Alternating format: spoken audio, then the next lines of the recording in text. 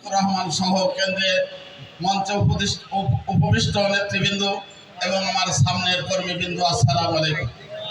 আমি আপনাদের কাছে তিনটি দাবি, তিনটি কথা আমি বলতে চাই। এক নম্বর, আমাদেরকে যারা আমরা আজকে কর্মী, এই কর্মীদেরকে আমাদের এলেম এবং আমলে উৎকৃষ্ট চরিত্রের অধিকারী হতে হবে। আবারও বলছি, এলেম অর্থাৎ বিদ্যা এবং আমল অর্থাৎ কাজের মাধ্যমে আমাদেরকে এই বাংলাদেশের আমাদের নমুনা স্বরূপ উৎকৃষ্ট চরিত্রের অধিকারী হতে হবে। দুই নম্বর, নিজেকে অগ্রাধিকার না দিয়ে অন্যদেরকে অগ্রাধিকার দিতে হবে সর্বক্ষেত্রে, সর্ব অবস্থায়।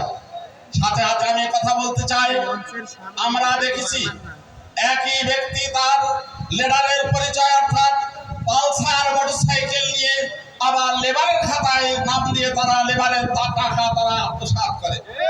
আমি আপনাদেরকে বলতে চাই, রাজকীয় পরিবেশে আপনাদের এই রাজনীতির ময়দানে আসতে হবে, ভিখারির পরিবেশে নয়।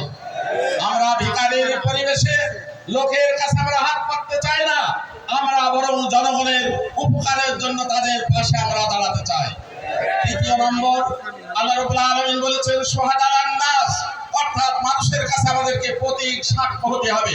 অর্থাৎ আমাদের কাজে, আমাদের কর্মে, আমাদের ব্যবহারে তারা যেন আকৃষ্ট হয়, দাওয়াতের চেয়ে যেন আমাদের ব্যবহারের মাধ্যমে তারা বেশি আকৃষ্ট হয় যে না, আসলে বাংলাদেশ জামাত ইসলামী এই দলই করা দরকার।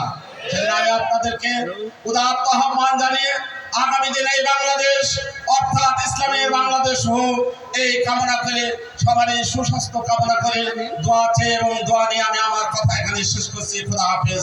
বাংলাদেশ জিন্দাবাদ, বাংলাদেশ জামাত ইসলামী জিন্দাবাদ।